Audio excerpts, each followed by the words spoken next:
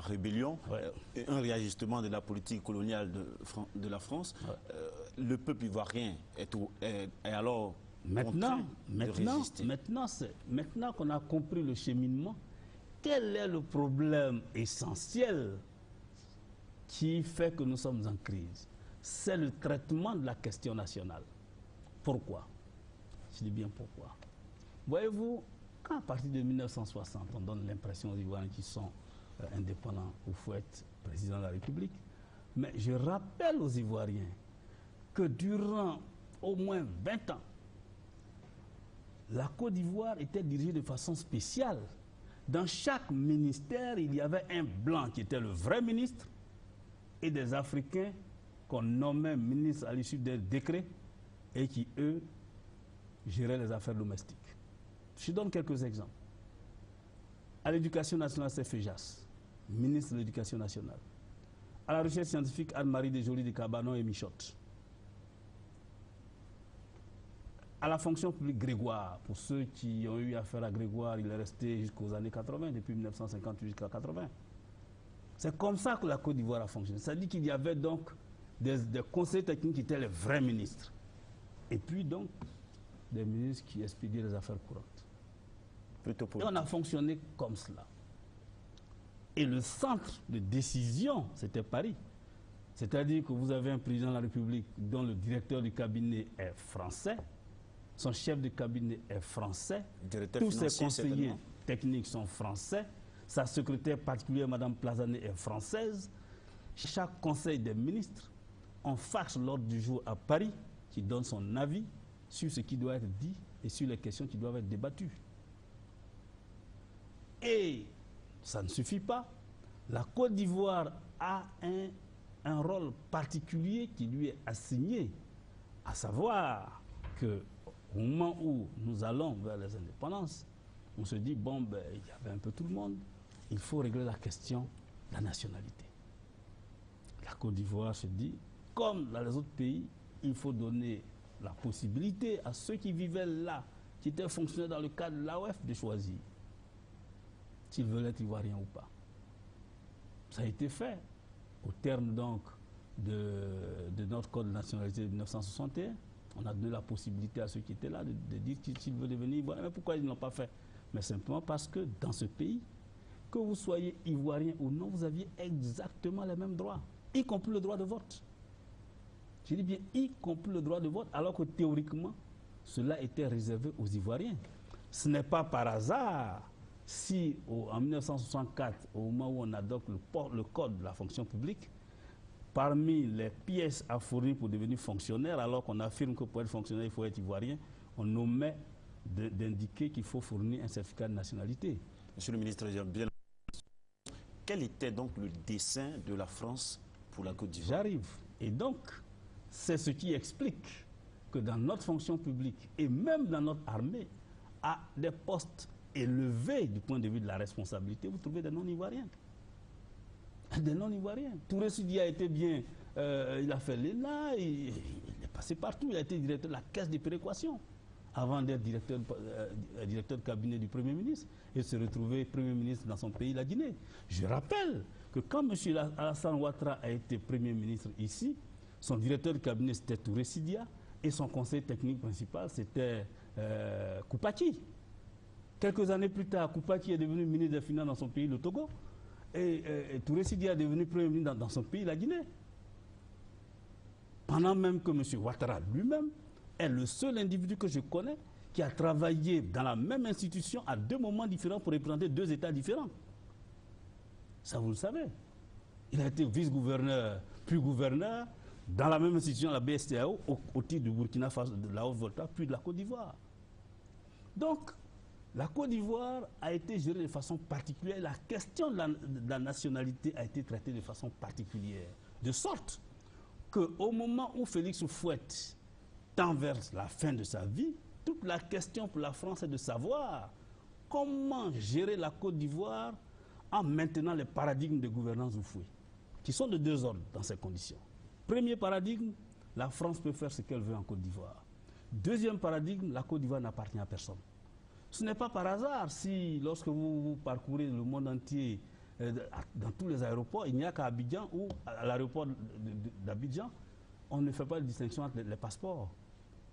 Tout le monde fait le même rang. Ce n'est pas un hasard. Et la Côte d'Ivoire a été gérée ainsi. La question de la nationalité a été traitée de façon particulière. Ici, quand vous discutez avec des gens qui sont allés au Sénégal, ils disent « Oh oui, mais les Sénégalais sont xénophobes. Pourquoi? Ben parce que quand un Ivoirien arrive à la BCA, on ne veut pas que sa femme travaille. » Mais c'est les Sénégalais qui respectent la loi, les accords de Vienne. Lorsque vous avez statut diplomatique, votre femme ne travaille pas. Et comme la Côte d'Ivoire est un pays spécial, tous ceux qui ont statut diplomatique, leurs femmes peuvent travailler. C'est pourquoi je vous demandais quel était le dessein de la France pour la Côte d'Ivoire. Pour la France, la Côte d'Ivoire est une de ces sous-préfectures où chacun, en arrivant, peut dire « je suis ivoirien », point trait. C'est le sens d'ailleurs de la fameuse loi portant double nationalité qu'Houphouët avait introduite à l'Assemblée nationale en 1963 et qui avait été déboutée par les députés de l'époque. Donc voilà, nous sommes en plein. La crise ivoirienne est liée, comme je viens de vous l'expliquer, à deux choses. D'abord, un réajustement des politiques coloniales et deuxièmement, une volonté de la France de revenir au paradigme de gouvernance d'Houphouët. Voilà les deux raisons qui fondamentalement expliquent que la Côte d'Ivoire soit en crise aujourd'hui. La Côte d'Ivoire est en crise. Voilà. De toute la France vient attaquer la Côte d'Ivoire à travers des Ivoiriens. Oui. Donc, on peut comprendre que nous-mêmes, Ivoiriens, nous sommes complices. Mais écoutez, c'est que fonctionne le monde. Lorsqu'une puissance étrangère veut poser un acte de ce type dans un pays, même un pays qu'il domine, il passe toujours par un certain nombre de ressortissants à l'intérieur. C'est ainsi que le monde fonctionne. Il a bien fallu qu'il y ait des rois complices à l'époque pour qu'on prenne des Africains comme esclaves. Il a bien fallu que dans la période où les Africains luttaient pour leur autonomie, qu'on utilise des Africains pour dire qu'ils ne sont pas d'accord et qu'ils veulent demeurer dans la communauté.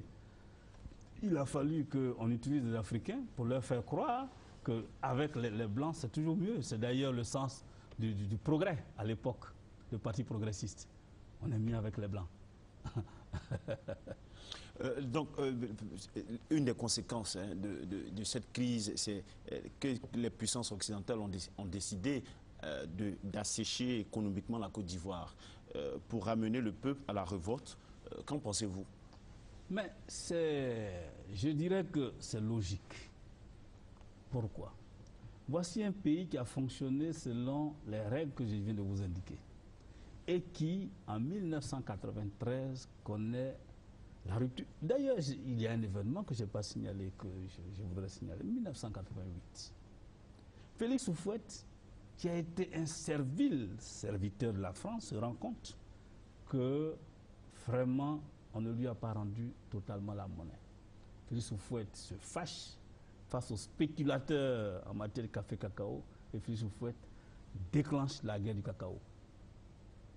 1988, Félix Houphouët perd la guerre du cacao.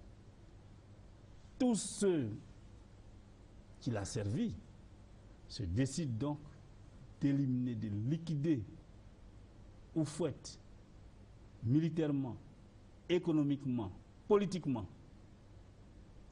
1988.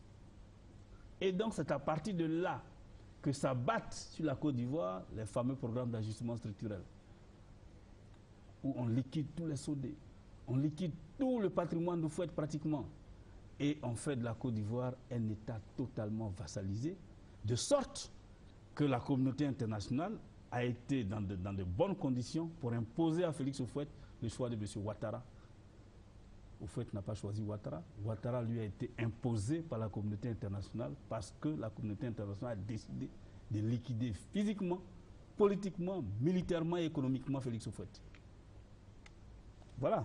Et donc, quand en 1993, Houphouët-Boigny disparaissent, quoi de plus normal? Première tentative de coup d'État, déjà le 7 décembre 1993. M. Ouattara et M. Gueye, mais finalement, comme certains gros bras, comme le Front populaire ivoirien, n'ont pas voulu coopérer, parce que Félix Gbagbo Laurent dit, attention, nous n'avons pas été d'accord avec ce mode de succession monarchique, mais appliquons la loi. Donc Bédi Konaré arrive dans ces conditions, mais très affaibli parce que lui-même, au sein de son parti, il est très contesté. Très affaibli par rapport à ceux qu'il a en face de lui, très affaibli par rapport à l'extérieur, parce qu'en réalité, l'extérieur attend un retour au paradigme de Fouet, très affaibli par rapport donc à tout cela. Il arrive le 7 décembre 1993 et la même France vient lui demander l'autorisation de faire en sorte que M. Ouattara aille au Fonds monétaire international au compte de la Côte d'Ivoire. Il l'accepte en se disant, lui, c'est pour l'éloigner, alors qu'il ne sait pas que c'est pour lui donner les moyens de revenir bien plus fort. Nous avons posé la question suivante à certaines personnes dans la rue. Quelle doit être l'attitude alors des Ivoiriens? Pourquoi doivent-ils résister? On va les écouter. Pas accepter qu'à travers une élection, toute une communauté internationale se jette de façon, je dirais, désemparée, de façon fortuite, sur une nation, en voulant complètement asphyxier le pays. Et ça, aux yeux, à la barbe de tout le monde. Tout le monde regarde comme si c'était une plaisanterie d'un jeu. Ce n'est pas acceptable. Et je pense que le peuple ivoirien est mûr. Le peuple ivoirien va prendre sa responsabilité. Nous allons nous battre jusqu'au prix du sacrifice. S'il faut, je dis, manger, c'est pas du tarot, tout ce qu'il faut manger, nous allons nous battre jusqu'à obtenir victoire. Nous regardons le président de la République et nous disons au président de la République que le peuple ivoirien, dans toute sa majorité, dans toute sa totalité, est avec lui. Tout ce qui se passe pour dire que non, ils ont des forces ici et qu'ils peuvent venir ici pour tuer le peuple ivoirien, mais c'est parce qu'ils ne sont pas encore sur le terrain. Quand est-ce qu'on sera au pied du baobab qu'on voit sa grandeur? Il faut tomber ici pour voir si tu peux tuer et puis partir sans toi mourir. Qui choisit les présidents dans les pays? Ou c'est le peuple qui le choisit, hein? Ou c'est le peuple qui le choisit, ou bien maintenant on va demander à l'ONU de choisir les présidents dans les pays. Maintenant, il ne faudrait plus qu'il y ait élection dans les pays. Ils ont bombardé le Japon avec les bombes atomiques, mais ils ont pu résister. Ce n'est pas nous. Considérons que c'est une guerre. Nous sommes dans une guerre. On ne doit pas s'affoler. Résister. Résister à tous les moyens. Si tu mangeais 1000 francs, il faut manger 500 maintenant. Ah oui. Ne mange plus les trucs quand le gars importe. Va au champ. Sauce pour le bas, ça peut te faire du bien. Fais de manioc. Donc l'Ivoirien doit réduire sa consommation. Les Ivoiriens, pour la plupart, sont indignés. Mais on ne va pas rester là à pleurnicher. Il faut regarder de l'avant et résister. Les Ivoiriens doivent s'armer de courage. Et ça s'impose à nous. Ce n'est pas quelqu'un qui va venir faire ça à notre place. Aujourd'hui, le peuple, dans toute sa majorité, est conscient d'une chose. Il n'y a que le combat pacifique, le combat de la non-violence prôné par des gens comme Mahatma Gandhi, par le président sud-africain d'alors, que les combats ont toujours marché. C'est pourquoi chacun de nous en appelle à la vigilance de tout le monde et que c'est la voie pacifique qui doit nous amener à l'obtention d'un résultat palpant, un résultat, je dirais, incontestable. Monsieur le ministre, pourquoi et contre qui ou contre quoi le peuple ivoirien doit-il résister? Alors, maintenant que tout le monde comprend pourquoi il y a eu la crise, dans quelles conditions il y a eu la crise, il est facile maintenant de discuter vraiment de la question de la résistance. Je vous ai dit que cette crise est liée à la volonté de la France de revenir au paradigme de gouvernance de Fouet, c'est-à-dire, premièrement, la Côte d'Ivoire n'appartient à personne, deuxièmement, la France peut y faire ce qu'elle veut. Voilà. Maintenant, qu'est-ce que les Ivoiriens veulent? Un État qui fonctionne et qui fonctionne en fonction de leurs intérêts. Est-ce qu'un tel État peut fonctionner en revenant au paradigme de gouvernance de Fouet? Assurément non. Et comme on a, à partir de 2001, un président de la République qui est totalement différent, qui lui a une vision, qui sait ce qu'il veut et qui est issu des urnes, c'est-à-dire qu'il a eu la caution de chaque Ivoirien, de la majorité des Ivoiriens, alors aujourd'hui la France se dit, un tel président ne nous convient pas. Il faut le sortir de là pour avoir quelqu'un à qui nous pouvons dire faites ceci et il le fait. Donc, les Ivoiriens ont une seule issue dans cette affaire. Revenir à un État qui fonctionne qui est là et qui agit relativement à leurs intérêts fondamentaux. C'est donc la résistance est un moyen pour les Ivoiriens de maîtriser leur avenir. maîtriser leur avenir, faire en sorte que les actes essentiels qui sont posés le soient en tenant compte de leurs intérêts, l'intérêt des Ivoiriens. Voilà toute la problématique de la résistance aujourd'hui. Parce que quand on a bien réfléchi et qu'on a bien compris que ce n'est pas le personnage, ce n'est pas l'individu Gbagbo Laurent qu'on veut chasser, mais c'est plutôt une forme de gouvernance qu'on veut liquider, on a bien compris rapidement que ce n'est pas une petite crise post-électorale qui est là aujourd'hui. C'est le coup d'État de 2002 qui se poursuit à travers donc une superposition d'intérêts et où la France fait tout pour prendre en charge, pas prendre en charge, pour se donner comme allié un certain nombre de grands pays. Vous savez, la France a toujours agi ainsi. Lorsque la France se battait au Vietnam, la France, pour que les États-Unis lui soient proches, a dit que c'était une guerre anticommuniste, alors que c'était une guerre coloniale pure et simple. Donc la France, qui est la première puissance diplomatique dans le monde, a réussi à se donner les moyens de faire en sorte que l'ONU soit instrumentalisée à cette fin. Et donc, nous sommes partis de négociation en négociation, grande tentative à partir de Marcoussis de dépouiller celui qui a été pour qu'un individu qui a été désigné par la France puisse être aux commandes. C'est d'ailleurs pourquoi la France n'est pas restée totalement au-delà hors de tout cela. Vous avez bien vu le GTI. Malgré toutes les résolutions, vous avez vu comment ça a été géré. Et comment est-ce qu'on en est arrivé à aller chercher une société, SAGEM, etc., pour faire le recensement et tout. On est en plein dans le coup d'État depuis 2002.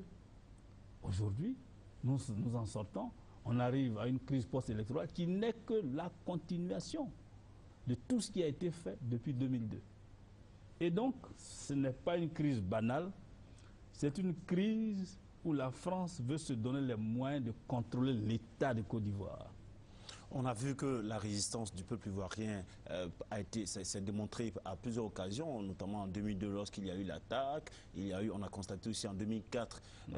Mais quand même, il faut noter un certain relâchement qui a été plus ou moins incarné par le président Laurent Gbagbo lui-même, du moment où la rébellion était composée avec le pouvoir du régime du président Laurent Gbagbo. On ne peut pas parler de relâchement. Ça peut être un repli tactique. On ne peut pas parler de relâchement. Regardez un peu comment les choses ont fonctionné.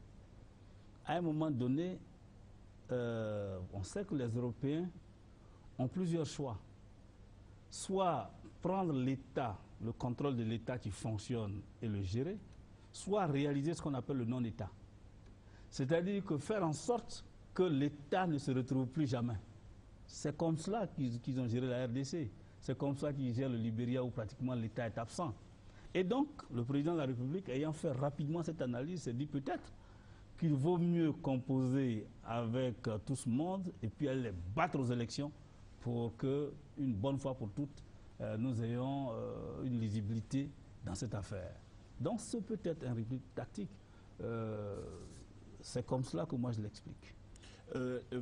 Battre aux élections, une force composée d'ex-rebelles, ce n'était pas trop suicidaire? Bon, disons que la sans France, désarmement. En réalité, c'est parce qu'on n'a pas fait beaucoup attention aux méthodes de la France. La France, parce qu'elle nous sous-estime, elle ne change jamais de méthode. Prenez ce qui s'est passé en 1999. Comme je vous ai dit que les deux paradigmes de gouvernance de Foué, c'était 1, la France peut faire ce qu'elle veut, 2, la Côte d'Ivoire n'appartient à personne. Il a suffi que Bédié Konaré lance ce qu'on appelle l'ivoirité. Même si c'en est expliqué, les Français ont bien compris que bien plus tard, ce qui était derrière sa tête, c'était en réalité la question de la préférence nationale qui le remettait au goût du jour. Et donc, ils ont organisé un coup d'État pour le faire partir. Mais pour le faire partir, Bédié Konaré se trouve à Daoukro, c'est l'ambassadeur de France qui lui dit de rentrer rapidement pour engager des négociations avec les militaires. Et quand il arrive, il est conduit à l'ambassade de France, à la résidence actuelle du chef de l'État qui est à côté de l'ambassade de France. Et ensuite, on lui donne l'impression que non, mais comme ça ne va pas, nous, on va vous protéger, on va vous envoyer au 43e Bima. Mais c'était pour rapidement faire le nid de ceux qui arrivaient. Ils n'avaient pas compris ça. Mais comme la France ne change jamais de méthode, quand en 2002, ils ont attaqué la Côte d'Ivoire, le président de la République se trouvait en Italie. Ils ont envoyé, M. Chirac a envoyé un conseiller pour lui dire non, mais il n'y a pas de problème, comme chez vous, ça ne va pas, venez ici un peu, et puis ensuite, vous allez repartir. Il a dit ok, il n'y a pas de problème, j'arrive demain. Et au moment où les Français l'attendaient, il atterrissait en Côte d'Ivoire. Donc, comme les Français ne changent pas,